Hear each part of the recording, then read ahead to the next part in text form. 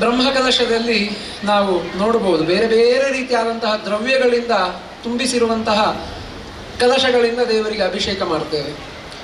ಬ್ರಹ್ಮ ಅಂತ ಹೇಳಿದರೆ ಎಲ್ಲ ಚರಾಚರಗಳ ಸೃಷ್ಟಿಗೆ ಕಾರಣೀಭೂತವಾದಂತಹ ದೇವರು ಬ್ರಹ್ಮದೇವರು.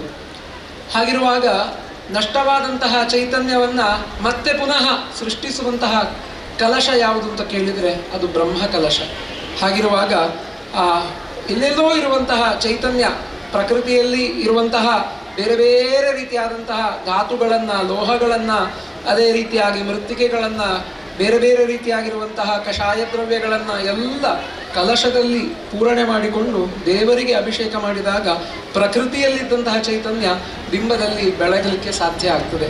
ಹಾಗಿರುವಾಗ ಈ ಎಲ್ಲ ಕೆಲಸಗಳೇನಿದೆ ನಾವು ಮೊನ್ನೆಯಿಂದ ಪ್ರಾರಂಭ ಮಾಡಿಕೊಂಡು ನಾಳ್ದಿನ ತನಕ ಮಾಡ್ತೇವೆ, ಇದೆಲ್ಲವೂ ಕೂಡ ಆ ಭಗವಂತನ ಪ್ರೀತ್ಯರ್ಥವಾಗಿ ದೇವರ ಸಾನ್ನಿಧ್ಯ ವೃದ್ಧಿಗೋಸ್ಕರ ನಾವು ಮಾಡುವಂತಹ ಕರ್ತವ್ಯವಾಗಿದೆ. ಹೀಗೆ ಕರ್ತವ್ಯ ಹೇಳುವಂಥದ್ದು ಹಿಂದೂ ಧರ್ಮದಲ್ಲಿ ಕೇವಲ ಭಗವಂತನ ಉಪಾಸನೆ ಮಾತ್ರ ಅಲ್ಲ, ದೇವರ ನಾಮ ಸಂಕೀರ್ತನೆ ಇರಬಹುದು. ಮೊನ್ನೆಯ ದಿವಸ ಬಹಳಷ್ಟು ಸುಂದರವಾಗಿ ಪ್ರತಿದಿನ ನಡೀತಾ ಇದೆ, ಆದರೆ ನಿನ್ನೆಯ ದಿವಸ ತುಂಬ ವೈಭವಭೇತವಾಗಿ ಇಲ್ಲಿ ನೃತ್ಯ ಭಜನೆ, ಅದೇ ರೀತಿಯಾಗಿ ನಾವು ಬ್ರಹ್ಮರಥವನ್ನು ತೆಗೆದುಕೊಂಡು ಬರುವಂತಹ ಸಂದರ್ಭದಲ್ಲಿ ಭಜನೆ, ದೇವರ ನಾಮ ಸಂಕೀರ್ತನೆಯನ್ನು ಎಲ್ಲರೂ ತುಂಬ ಅತ್ಯಂತ ಸುಂದರವಾಗಿ ಈ ಕ್ಷೇತ್ರದಲ್ಲಿ ದೇವರಿಗೆ ಸಮರ್ಪಣೆ ಮಾಡಿದ್ದಾರೆ. ಇದು ಕೂಡ ಒಂದು ದೇವರ ಅನುಗ್ರಹವನ್ನು ಪಡೀಲಿಕ್ಕಿರುವಂತಹ ದಾರಿ. ಯಾಕೆ ಅಂತ ಕೇಳಿದರೆ, ಕೋಧರ್ಮ ಸರ್ವಧರ್ಮಾಣ ಧರ್ಮಾಧಿಕ ತಮೋಮತಃ ಅಂತ ಕೇಳಿದಾಗ ಎಲ್ಲ ಧರ್ಮಕ್ಕಿಂತ ಶ್ರೇಷ್ಠವಾದಂತಹ ಧರ್ಮ ಯಾವುದು ಅಂತ ಕೇಳಿದರೆ ಏಷತೆ ಸರ್ವಧರ್ಮಾಣ ಧರ್ಮಾಧಿಕ ತಮೋಮತಃ ಯತ್ ಭಕ್ತಿಯ ಪುಂಡರೀಕಾಕ್ಷಂ. ಯಾರು ಭಕ್ತಿಯಿಂದ ದೇವರ ನಾಮ ಸಂಕೀರ್ತನೆಯನ್ನು ಮಾಡ್ತಾರೋ, ಸ್ತುತಿಯನ್ನು ಮಾಡ್ತಾರೋ, ಅದಕ್ಕಿಂತ ಶ್ರೇಷ್ಠವಾದಂತಹ ಧರ್ಮ ಇನ್ನೊಂದು ಇಲ್ಲ ಅಂತ ಹೇಳಿ ಎಲ್ಲ ಪುರಾಣಗಳು ಹೇಳ್ತವೆ. ಹಾಗಿರುವಾಗ ಇಂತಹ ಒಂದು ಸುಂದರ ಕ್ಷಣದಲ್ಲಿ ಪ್ರತಿಯೊಂದು ವಿಷಯ ನಾವು ಏನು ಅರ್ಪಣೆ ಮಾಡ್ತಾ ಇದ್ದೇವೆಯೋ, ಪ್ರತಿಯೊಂದು ಕಾರ್ಯ ಅನ್ನದಾನದ ವಿಷಯದಲ್ಲಿರ್ಬೋದು, ನಮ್ಮ ಈ ಒಂದು ಕ್ಷೇತ್ರದಲ್ಲಿ ಪುನಃ ನಾವು ಉಲ್ಲೇಖ ಮಾಡಿ ಹೇಳಬೇಕಾದ್ದು, ಎಲ್ಲರೂ ಕೂತು ದೇವರ ಅನ್ನಪ್ರಸಾದವನ್ನು ಸಾವಧಾನವಾಗಿ ಸ್ವೀಕಾರ ಮಾಡಬೇಕು ಅಂತ ಹೇಳುವಂತಹ ಒಳ್ಳೆಯ ಪರಿಕಲ್ಪನೆಯನ್ನು ಈ ಬ್ರಹ್ಮಕಲಶ ಕೊಡ್ತಾ ಇದೆ ಅಂತ ಹೇಳಿದರೆ, ಇದು ಇನ್ನಷ್ಟು ಕೆಲವು ನಮ್ಮ ಇನ್ನೂ ಬೇರೆ ಊರುಗಳಿಗೂ ಕೂಡ ಇದೊಂದು ಮಾದರಿಯಾದಂತಹ ಬ್ರಹ್ಮಕಲಶ ಅಂತ ಹೇಳಿದರೆ ಅದು ತಪ್ಪಾಗಲಿಕ್ಕಿಲ್ಲ. ಯಾಕೆ ಹೇಳಿದರೆ, ದೇವರ ಅನ್ನಪ್ರಸಾದವನ್ನು ನಾವು ಸ್ವೀಕಾರ ಮಾಡುವಾಗ ನಾವು ಭಕ್ತಿಯಿಂದ ಸ್ವೀಕಾರ ಮಾಡಬೇಕು, ಸಾವಧಾನದಿಂದ ಸ್ವೀಕಾರ ಮಾಡಬೇಕು ಅಂತ ಹೇಳುವಂತಹ ಒಳ್ಳೆಯ ಸಂದೇಶವನ್ನು ಕರಾಯದ ಎಲ್ಲ ಜನರು ಕೂಡ ಸೇರಿಕೊಂಡು ಈ ಬ್ರಹ್ಮಕಲಶವನ್ನು ಅತ್ಯಂತ ವ್ಯವಸ್ಥಿತವಾಗಿ ನಡೆಸುವ ಮುಖಾಂತರ ಕೊಡ್ತಾ ಇದ್ದಾರೆ.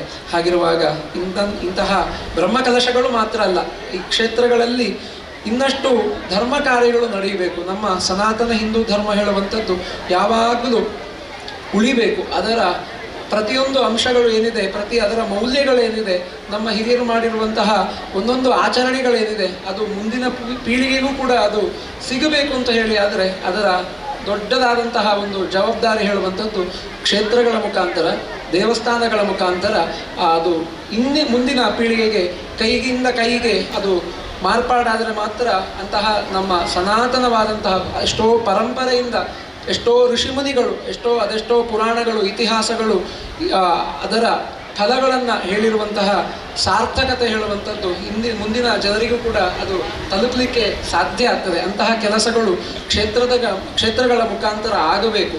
ಕೇವಲ ಭಗವಂತನ ಉಪಾಸನೆ ಮಾತ್ರ ಅಲ್ಲ, ಅದಕ್ಕೆ ಇವತ್ತು ಎಷ್ಟೋ ಕಡೆ ಧಾರ್ಮಿಕ ಶಿಬಿರಗಳನ್ನು ನಮ್ಮ ಮಕ್ಕಳಿಗೆ ಹೇಳುವಂತಹ ಕಾರ್ಯಗಳು ಕ್ಷೇತ್ರದಲ್ಲಿ ನಡೀತಾ ಇದೆ. ಅಂತಹ ಒಳ್ಳೆ ಕಾರ್ಯ ಇನ್ನು ನಮ್ಮ ಕ್ಷೇತ್ರದಲ್ಲಿ ನಿರಂತರವಾಗಿ ನಡೀಲಿ. ಅಷ್ಟಬಂಧ ಬ್ರಹ್ಮಕಲಶದ ಒಟ್ಟಿಗೆ ದೇವರಿಗೆ ಧ್ವಜಾರೋಹಣ ಮಾಡಿಕೊಂಡು ಬ್ರಹ್ಮಕಲಶವನ್ನು ನಾವು ಧ್ವಜಾರೋಹಣ ಮಾಡಿಕೊಂಡು ಆ ಬ್ರಹ್ಮರಥೋತ್ಸವವನ್ನು ನೋಡುವಂತಹ ಒಂದು ಸುಂದರವಾದಂತಹ ಕ್ಷಣಗಳು ಇನ್ನು ಮುಂದಿನ ದಿವಸಗಳಲ್ಲಿ ನಾವು ಎದುರುಗಾಣಲಿಕ್ಕಿದ್ದೇವೆ.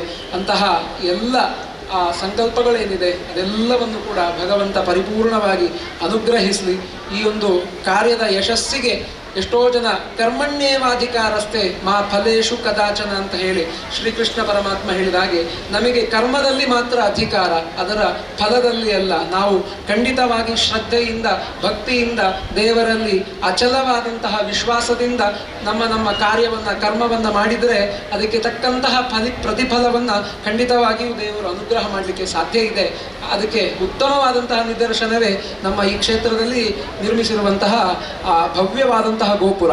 ಎಷ್ಟೋ ದೇವಸ್ಥಾನಗಳನ್ನು ನೋಡ್ತೇವೆ. ಆದರೆ ಇಂತಹ ಭವ್ಯವಾದಂತಹ ಸುಂದರವಾದಂತಹ ಗೋಪುರವನ್ನು ಕೆಲವು ದಿವಸ ಕೆಲವೇ ವರ್ಷಗಳಲ್ಲಿ ನಾವು ನಿರ್ಮಾಣ ಮಾಡಿದ್ದೇವೆ ಅಂತ ಹೇಳಿದರೆ ಅದು ಮಹಾಲಿಂಗೇಶ್ವರ ದೇವರ ಅನುಗ್ರಹ ನಮಗೆ ಪರಿಪೂರ್ಣವಾಗಿದೆ ಅಂತ ಹೇಳಿ ನಾವು ಇದರಿಂದ ಭಾವಿಸಬೇಕು.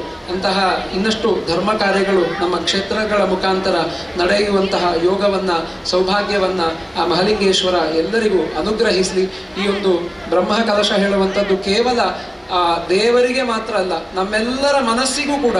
ಕಲಶವನ್ನು ದೇವರಿಗೆ ಅಭಿಷೇಕ ಮಾಡುವಾಗ ಹೇಗೆ ಅಲ್ಲಿ ಇದ್ದಂತಹ ಕಲ್ಮಶ, ಅಲ್ಲಿದ್ದಂತಹ ಅಶುದ್ಧಿ ಎಲ್ಲ ದೂರ ಆಗ್ತದೋ, ಅದೇ ರೀತಿಯಾಗಿ ನಮ್ಮ ಮನಸ್ಸಿಗೂ ಕೂಡ ಆ ಪ್ರಸಾದವನ್ನು ಸ್ವೀಕಾರ ಮಾಡಿದಾಗ ನಮ್ಮ ಮನಸ್ಸು ಕೂಡ ಶುದ್ಧ ಆಗಲಿ.